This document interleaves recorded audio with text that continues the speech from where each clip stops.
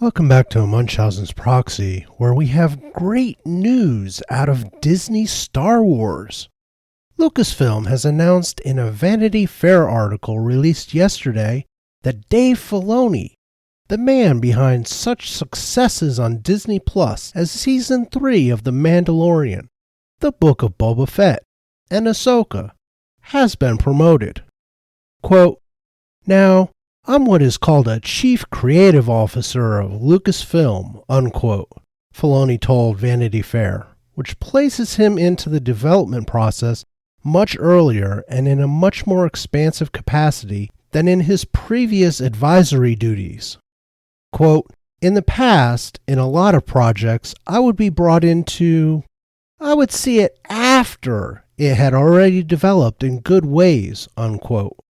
Now, Filoni will apparently work more closely with the Emperor herself, Kathleen Kennedy, and Carrie Beck, a veteran producer who has been turned into head of development, and all three will take up shepherding new Star Wars shows and movies. Quote, "In this role, it's open to basically everything that's going on," Filoni says. "When we're planning the future of what we're doing now, I'm involved at the inception phase," unquote. The Vanity Fair piece then devolves into a press release from shortly before Ahsoka premiered, or at least that's what it sounded like, adding crap that was never actually in the show because next to nothing happened in 8 episodes. A recap of Ahsoka stuff, puffy statement slurping on Dave Filoni, key jangling with Hayden Christensen, some somewhat touching memorial stuff about Ray Stevenson and his death, and some truly delusional takes on what Lucasfilm has been up to with Star Wars since they completely flamed out with Rian Johnson and Jar Jar Abrams. Oh, and they teased future Ahsoka. Quote, "While the prospect of a second season seems assured, nothing is finalized except Lucasfilm's willingness to continue Ahsoka's story." Quote, "I mean, they've not said anything officially, but I remember when we were at Star Wars Celebration in London and they were like, 'We're giving Dave a movie,' unquote," Dawson says. "And it was like, I kind of feel like that means we're probably going to get a second season. For a while now, and especially now with the strike and everything, no one can say anything.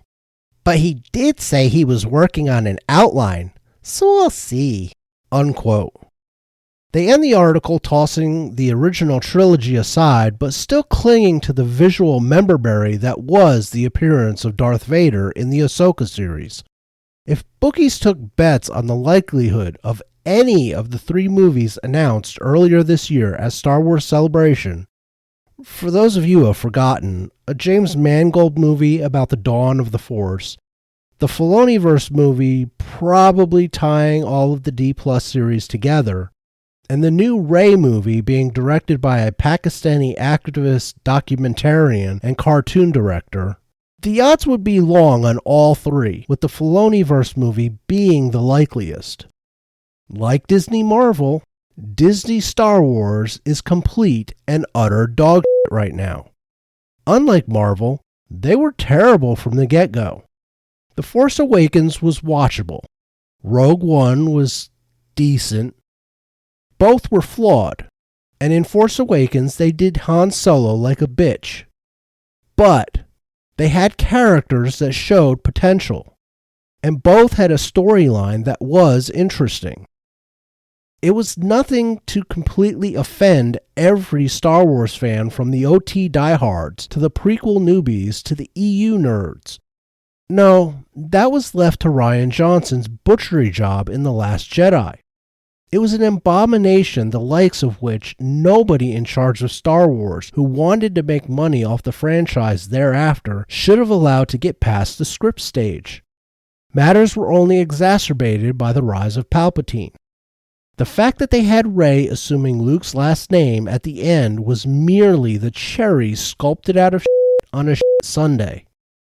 By the time Jar Jar Abrams and Rian Johnson were done, they lost half their audience, and another third left after the final movie. Since 2019, when The Rise of Palpatine was released, Disney Star Wars has released 0 new Star Wars movies, and Lucasfilm destroyed the only other 2 IPs they held with a Weeeell show so bad they took it off the Disney Plus servers, and an Indiana Jones and the Dial of Dysentery movie that crashed so hard and was so predictable in its failure that Bob Iger threw Kathleen Kennedy under the bus in public at the Cannes Film Festival a month and a half before it was released. Indiana Jones in particular lost the studio somewhere in the neighborhood of $500 million when all was said and done. So, putting the guy who thought deconstructing Boba Fett was a good idea and approved having Lizzo and Jack Black appear as major guest stars on a Mando episode was a good idea, and recycling the Disney Star Wars animated series into live action because nothing else was working was a good idea, putting him in charge of the whole Disney Star Wars creative direction probably is not going to save Star Wars. Sorry. I know there are Filoni stands out there who will worship at the altar of Filoni and claim Filoni is a genius, but nothing I have seen out of his Star Wars even approaches genius. Season 1 of The Mandalorian was decent Star Wars. But by then, Star Wars had gone so far into territory that plain old decent was looking great. Hell, people were starting to apologize to George Lucas for the shit they gave him about the prequel trilogy. Even Jar Jar Binks was looking better next to Jar Jar Abrams and his abominations. After season 1 of Mando, however, it is mostly crap, mixed in with heaping amounts of member berries to cover up the smell. Kathleen Kennedy and her minions keep hoping if they jangle enough keys, they will trigger enough nostalgia to make people ignore the canon destruction, the boring stories, the bad production designs, and the characters that resemble planks of wood more than people inhabiting a galaxy far, far away. That is all I have for you this video. If you like what I do, please hit the like button, subscribe to the channel, share the video, and comment down below. It all helps the channel and is appreciated. Until next time. Tschüss.